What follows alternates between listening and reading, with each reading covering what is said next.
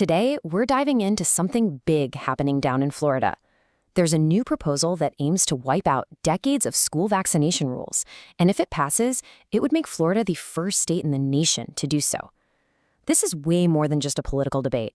It's really a showdown between parental rights and public health. So let's break it all down. Okay, let's get right into it. Governor Ron DeSantis and his Surgeon General, Joseph Ladapo, have announced this plan to get rid of all vaccine requirements for kids in Florida schools. And that's the key word there, all. If this goes through, Florida would be the absolute first state in the entire country to reverse these kinds of long-standing measures. So what exactly is on the table here? We need to be clear. This isn't some small adjustment to an existing policy. Nope. This is a complete teardown of requirements that have been standard practice for generations.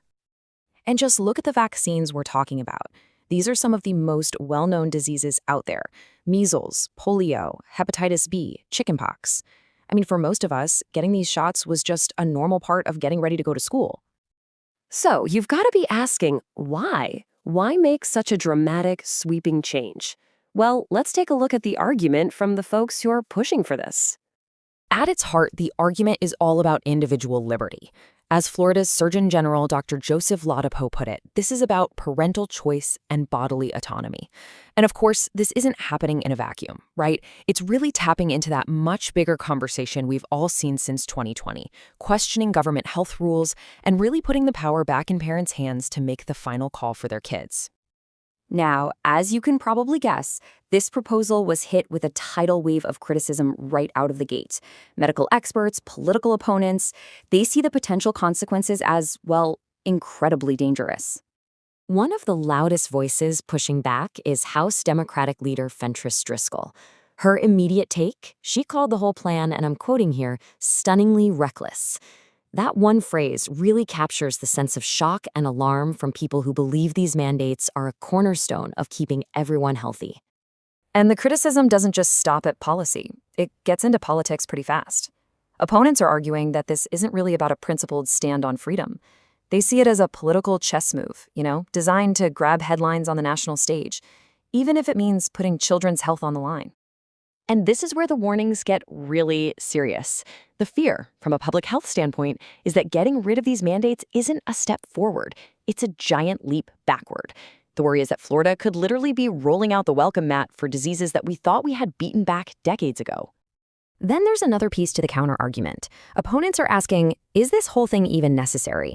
They're pointing out that the system we have now already has built-in flexibility. Parents can get medical or religious exemptions. So their point is, why tear down an entire system that protects millions of kids to fix a problem that, from their perspective, doesn't really exist? To really feel the weight of this whole debate, it is so important to remember why these rules were created in the first place. So let's take a quick look at the actual diseases we're talking about. And let's be really clear here. We are not talking about a simple case of the sniffles. Polio can cause paralysis. Measles can lead to brain swelling, which can be fatal. Hepatitis B attacks and destroys your liver. These aren't just minor sicknesses. They're diseases that absolutely devastated families before vaccines became widespread. Pretty much across the board, the message from public health officials is that this could turn back the clock in a huge way. They give these vaccines all the credit for basically wiping out these diseases in the U.S. and are warning that Florida could become a hotspot for outbreaks we now only read about in history books. So what happens next? Where does this all go? Because this isn't just a local Florida issue anymore. It puts the state right at the center of a massive national conversation. Well, getting this idea turned into law is not going to be a walk in the park. First, it has to make its way through the state legislature. But even if it clears that hurdle, you can bet it will be met with major legal challenges from all sorts of public health and medical groups. So when you boil it all down, you're left with two totally different ways of seeing the world. On one side, this is a fight against government overreach, but on the other, it's seen as a dangerous political game being played with the health of children.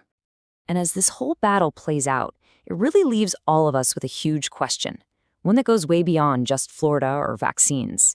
In a society that values freedom, where do you draw that line between an individual's right to choose and our shared responsibility to protect the health and safety of everyone in the community?